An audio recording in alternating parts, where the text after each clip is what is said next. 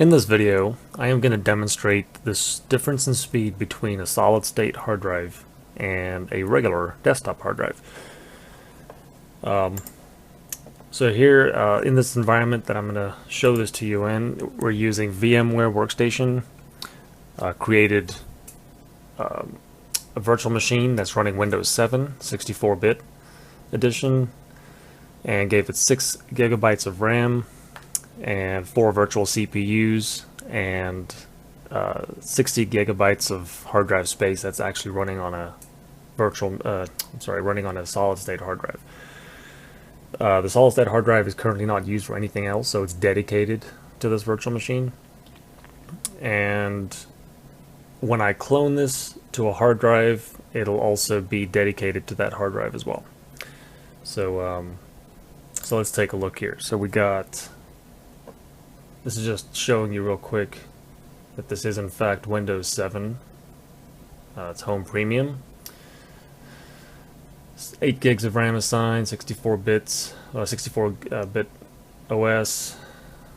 And take a quick look at Task Manager here. You got the 4 virtual CPUs and the 8 gigs of RAM showing there. This is a fresh install, so just a couple little programs installed on here like Chrome and a couple other things, so nothing major. Quickly taking a look at the disk management here, and you see it's just a very basic setup, 60 gigs. So it just runs as a regular flat file inside the on my host desktop over here.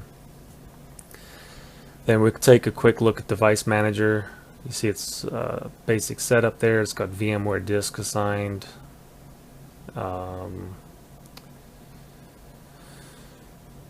Processors and storage controller, pretty standard for virtual machines. So just to show that we can open up the browser and browse to a website. And there you have it. So let's go ahead and shut this down, get it cloned, and then start the comparison.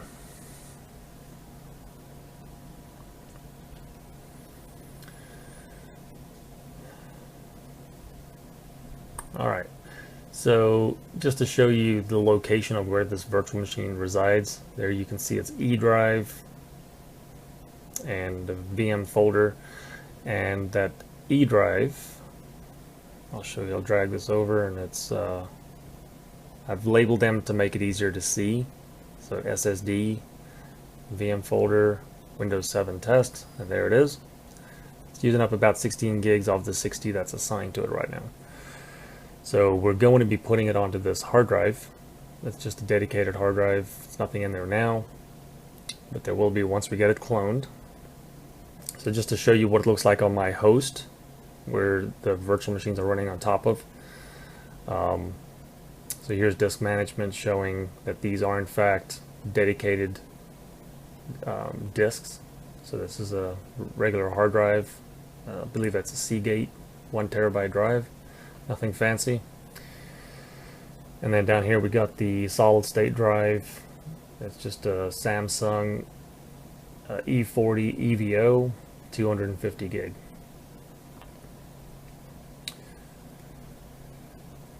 Alright, take a quick snapshot before I get started. This just takes a point in time in case I need to roll back to this after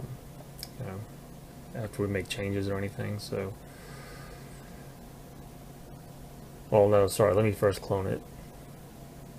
Once it's cloned, then I'll take a snapshot.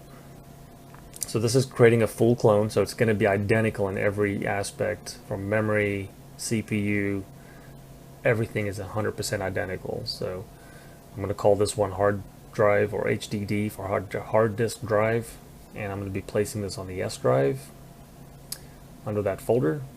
So it'll pop in there or populate in there once we start the process. So there you see it's populated, it's running. And this will take probably about a minute or two to complete the clone.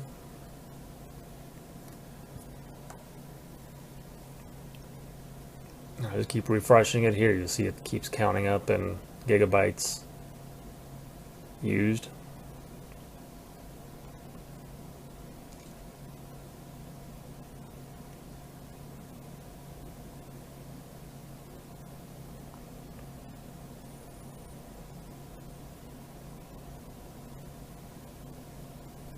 I could have probably paused the recording here, but oh well.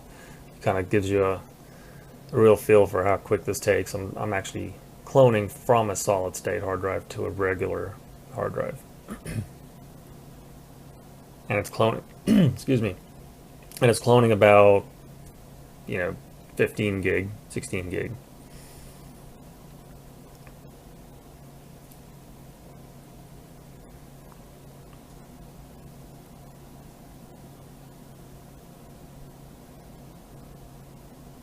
Alright, looks like it completed there. No errors, everything's good. So we should see a pop-up in there now. There we go. There's your two different versions. So we'll start with the one that's on the hard drive. So this should be the slower one. That's, mind you, it's a very clean install, clean hard drive. There's nothing on it. So this is best case scenario for this, for a fresh install on a hard drive. Under normal circumstances, it'll be a lot slower due to fragmentation and those other kind of things. So here we'll start the clock, power on the virtual machine.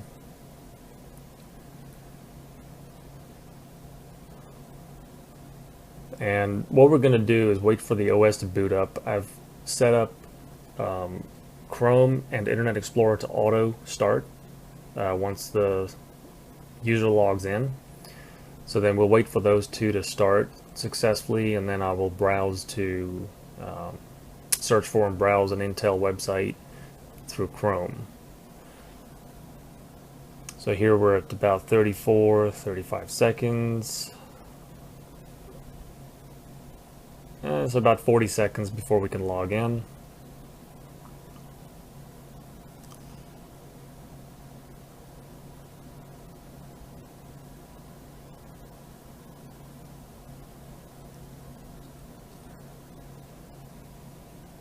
It's almost a full minute there before the program start up. And I'm going to drag this one down so you can see both. Looks like Chrome beat it. Beat Internet Explorer. Internet Explorer is still trying to pull up google.com.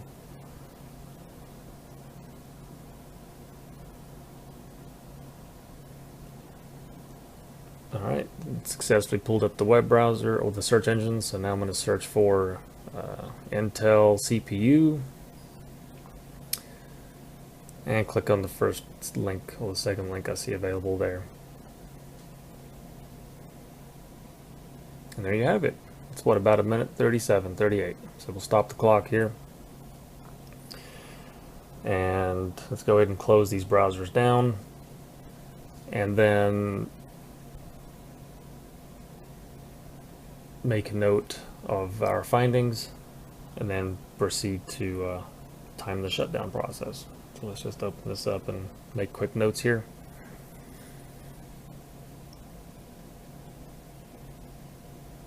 What am I looking for? Notepad? Yeah, there we go.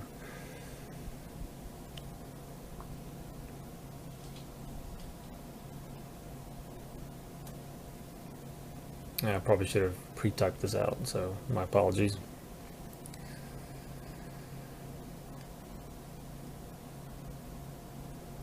Alright, so we got, what, a minute 38.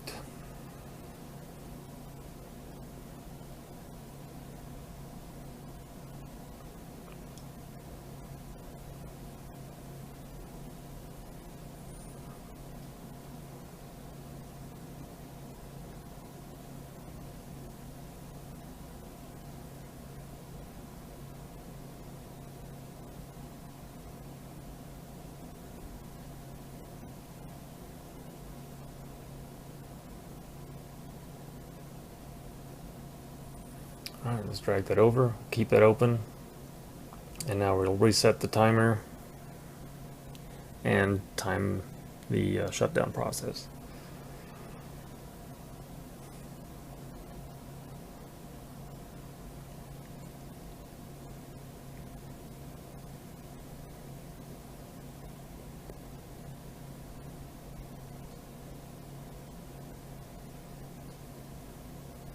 There, about 16 seconds.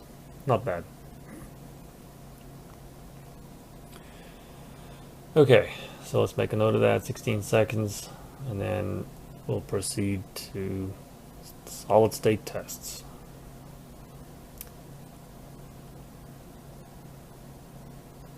select that one, get ready to power it on. Let's first start the timer. And pretty much the same process here. Now you'll notice it's going to be quite a lot faster. With solid state drives, you don't have to worry about fragmentation of data. It's not a factor, so everything loads up really quick. And here now we're already at 20 seconds before we can log in, versus previously I think it was 30 to 40 seconds. And both browsers are good to go. Look at that. So search for Intel. Click on the link. And that's it. 41, 42 seconds. It's a vast improvement.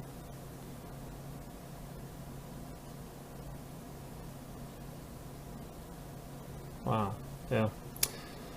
And everything else you'll notice is faster. You know, copying large files is not faster, so to speak. But if you're doing, you know, small file transfers, that's really quick. Wow, look at that. So 10 seconds versus 16. Not a huge difference, but it still is considerable. So, and